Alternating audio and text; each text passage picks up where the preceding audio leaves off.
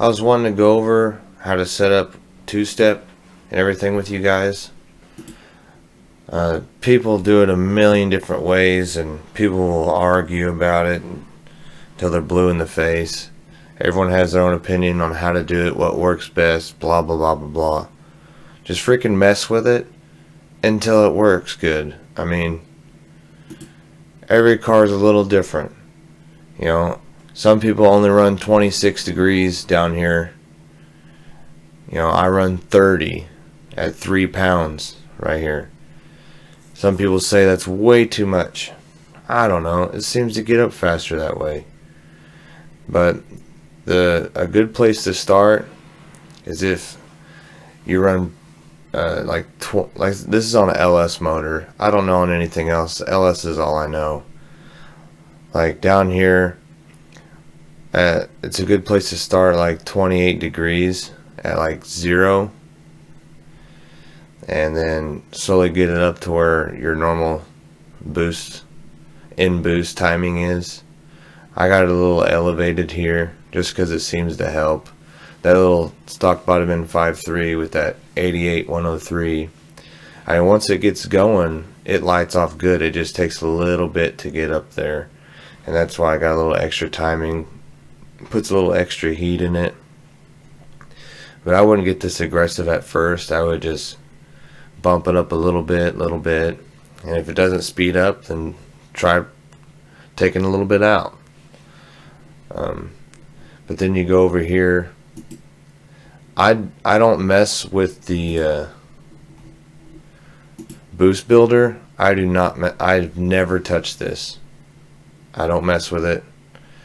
I'm sure you can make it work great. It's just I feel like doing it in an advanced table, you have a lot more adjustment, and you could really fine tune it to do what you want. So I never mess with the boost builder. I make a 1D advanced table, timing offset versus boost, and you could have it to where it engages at launch input or whatever. I just have it trans brake / launch and an RPM. Now this is a huge deal for me anyways. So many guys, you hear them get up there and they're ba ba ba ba, and they bog real hard. It's because they're pulling so much timing out that it just kills the motor. Well, if you do trans brake and RPM, you could set it to where it has to be above a certain RPM. And what I've been doing, and it works really good, I have mine set at 4200. So I always set my two-step advanced table to turn on 100 RPM lower than my two-step limiter. So I have this at 4200. I have this at 4100. Now it's an extra step if you are changing it up and down, whatever. I normally just, it'll take a little bit of testing. I get it where I like it and I leave it. If I gotta change it, it really isn't that big of a deal. But I always set this 100 less than the two-step limiter. And what that does is,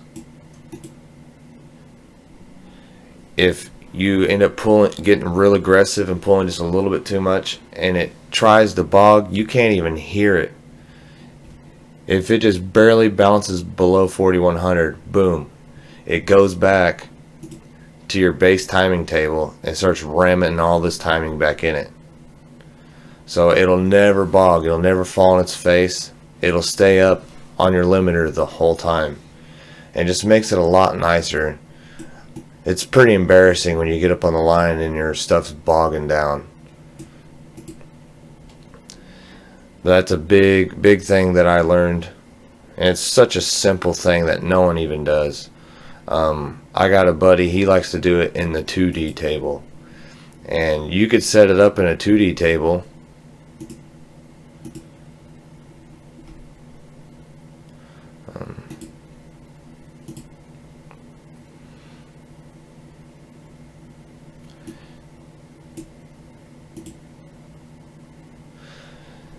and you could set it up to where it does that without having the RPM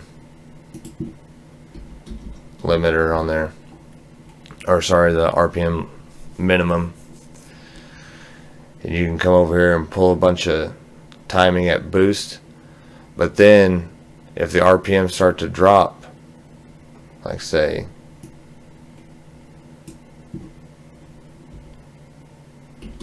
just for example,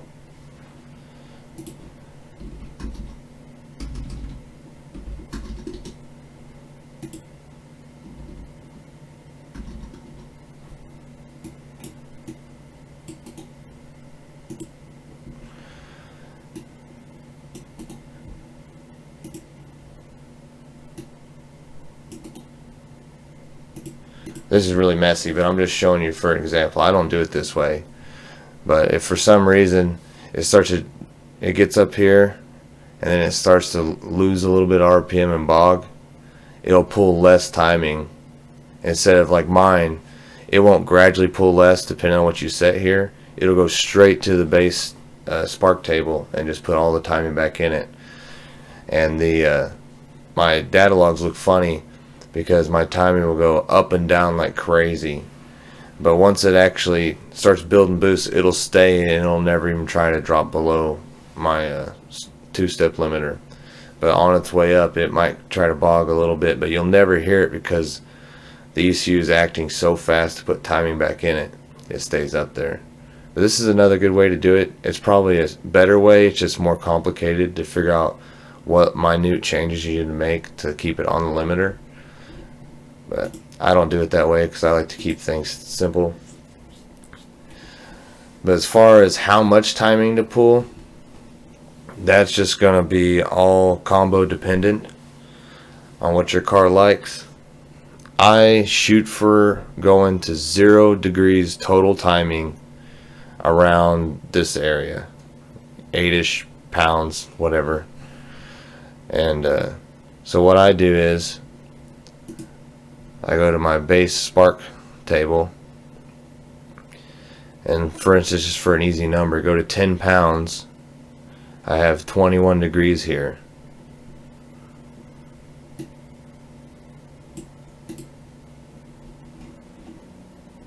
£10, 21 degrees.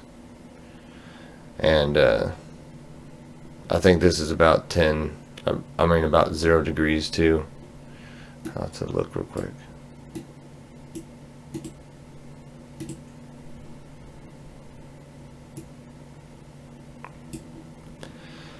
Yeah, 8 pounds is 24 degrees.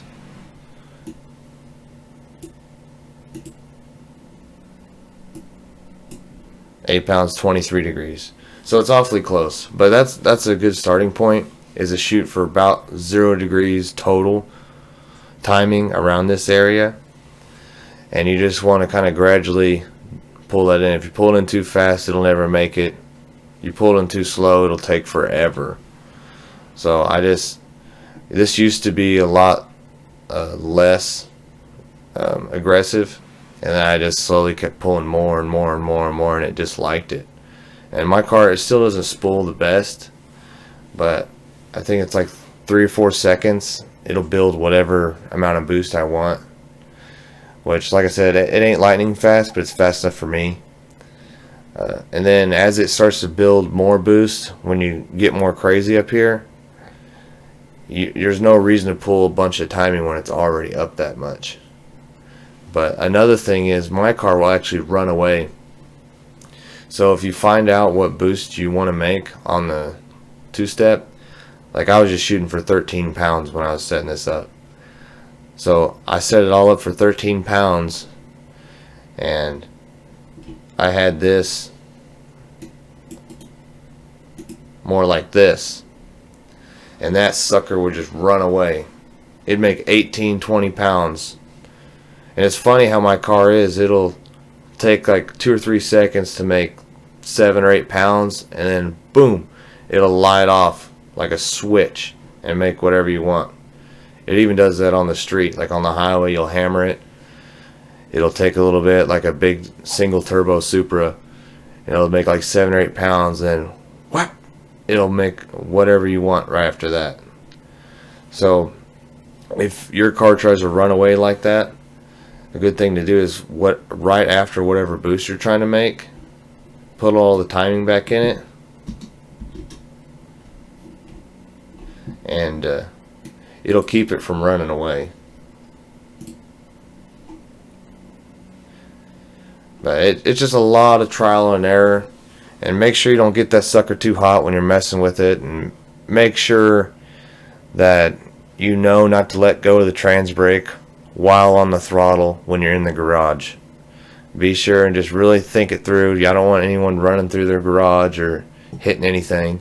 Just be really careful when you're doing this, and don't get that sucker super hot. Watch your temps and everything. I got a really good tranny cooler and everything, so I would test this, shut it off, leave the tranny cooler fan running, make some changes. 10-15 minutes later I'll do another one, and just keep an eye on everything, because it can take a lot of time to get this dialed in where you want it to.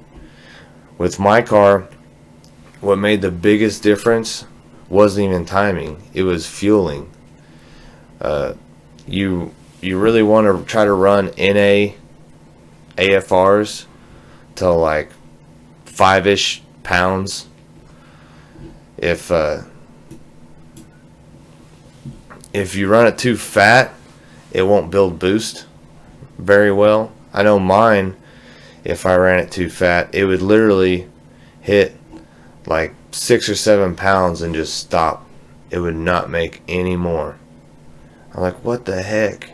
And I messed with timing forever, and then finally I started leaning it out, and then it started lighting up really fast. So when you're on the limiter, you can't really pay attention to AFRs because they're all over the place and they're not accurate. So I just started pulling a few percent out every time in that area, and it just kept getting faster and faster and faster and faster. So to get the ball rolling, I like to run a decent amount of timing and like 12.5 to 13 AFRs. And then once you get on the limiter and you start making some boost, then you can put the fuel back in it, and that thing will start spitting fireballs.